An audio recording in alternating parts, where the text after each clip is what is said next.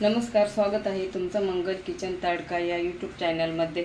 आज मी तुम्हाला कारल्याची चटणी कशी बनवायची आहे ते दाखवणार आहे, तेव्हा तुम्ही माझा व्हिडिओ शेवटपर्यंत बघा आणि माझ्या चॅनलवर नवीन असाल तर माझ्या चॅनलला सबस्क्राइब करा, शेजारील बेल आयकॉनवर क्लिक करा, जेणेकरून मी जे व्हिडिओ अपलोड करेल त्याचं नोटिफिकेशन सर्वात अगोदर तुम्हाला तुमच्या मोबाईलवर पाहायला भेटेल।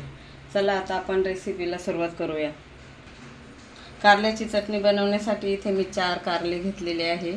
त्याच्यानंतर मी मोठा 1 चमचा मी मिरची पावडर घेतलेली आहे, चवीनुसार मीठ घेतलेलं आहे, 1 मोठा चमचा मी आमचूर पावडर घेतलेला आहे, 1 वाटी शेंगदाणा घेतलेले, 15 ते 20 मी लसणाच्या पाकळ्या घेतलेल्या आहे।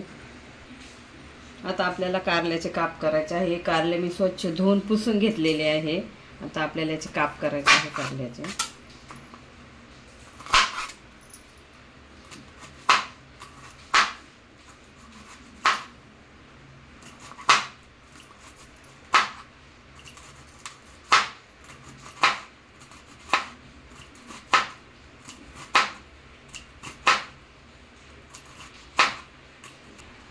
अशाच प्रकारे आपण सर्व कारल्यांचे काप करून घेऊया। हे बघा काप झालेले आहे। आता आपल्याला त्याच्यातल्या बिया ज्या निबर बिया असेल ना त्या काढून घ्यायच्या आहे अशा या पद्धतीने।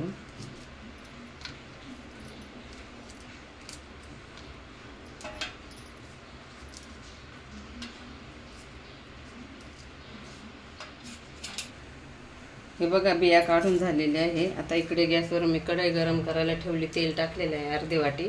आता आपल्याला हे कारल्याचे काप तेलामध्ये फ्राय करून घ्यायचे आहे। चांगले खरपूस फ्राय करून घ्यायचे आहे।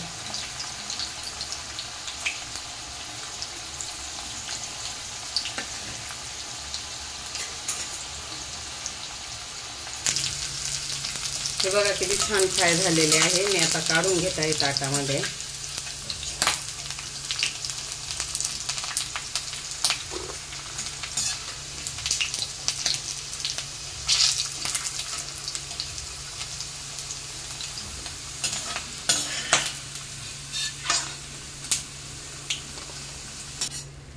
अशाच प्रकारे राहिलेले कारले आपण फ्राय करून घेऊया।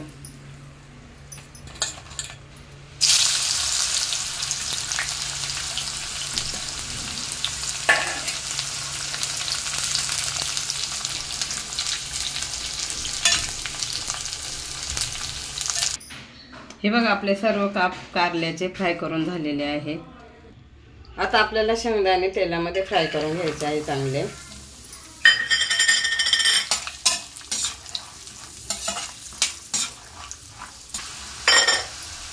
हे बघा चांगले शेंगदाणे तेलात फ्राय झालेले आहे। आता मी काढून घेत आहे।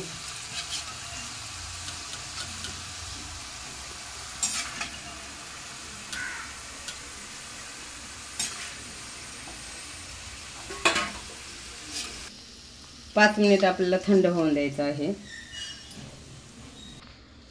हे बघा थंड झालेलं आहे। आता आपल्याला मिक्सरच्या भांड्यामध्ये हे टाकायचे आहे।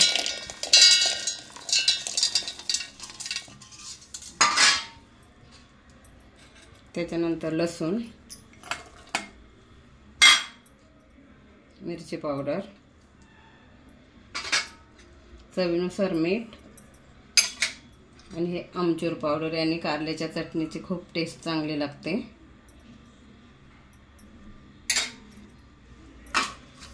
तर मिक्सरला आपल्याला वाटून घ्यायचं आहे। हे बघा या पद्धतीने मिक्सरला मी वाटून घेतलेले आहे, छान झालेले आहे। हे बघा